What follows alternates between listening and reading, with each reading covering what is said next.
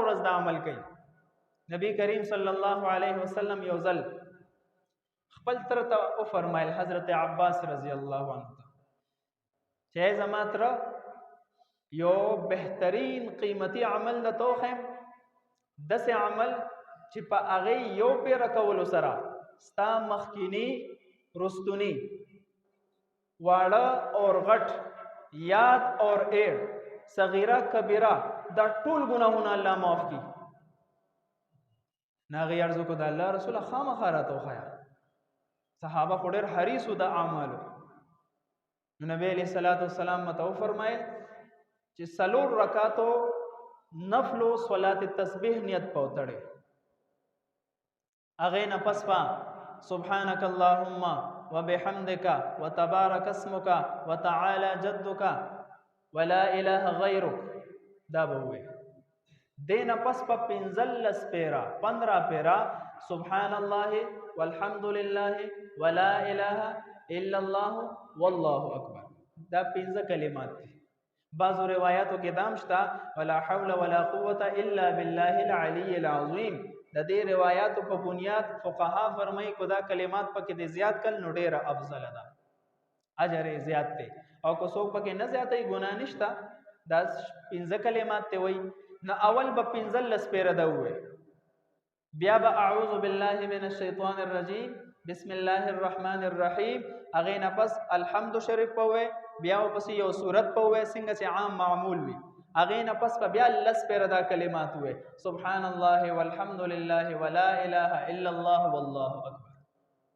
25 پیره شو. چې بیا رکوع تخکده شو، سبحان ربي العظیم 3 پیره دی ویل، اغه نه پس بیا 10 پیره دک کلمات وي، سبحان الله والحمد لله ولا اله الا الله والله.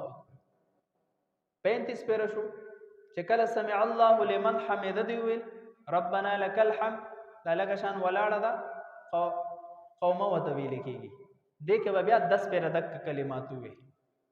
45 شو، اغه نه پس بیا سجدی ته لاړې، سبحان ربي الاعلى د 3 پیره ویل، اغه نه پس بیا 10 پیره دا کلمات وي.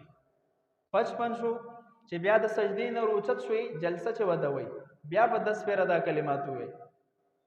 دا په 65 شي چې بلې سجدې ته لاړې، سبحان ربي الاعلى نه پس 3 پیره ویلو نه پس با لس پیره بیا دا کلمات وي، نو 75 بشي 15 اویا.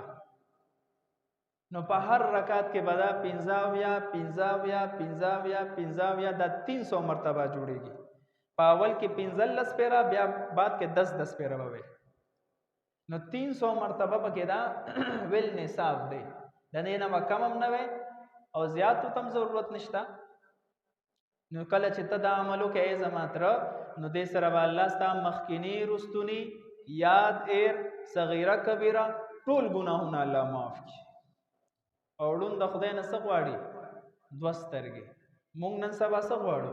د الله نه مغفرت غواړو، هغه به دې موږ سره خدای پاک راکړي. په یو روایت کې دام راځي، نبی کریم صلی الله علیه وسلم فرمایلی دی یو مقام یاد کو اغازه کې دا خور او شګ ډېرې زیاتې وي. کو چرته د انسان ګناهونه دومره زیات وي لکه د فلانی مقام کې دا خور او شګ او دا ذرات څومره دي، نو د دې مس په برکت سره به الله دا ټول ګناهونه د معاف کړي. خو بس موږ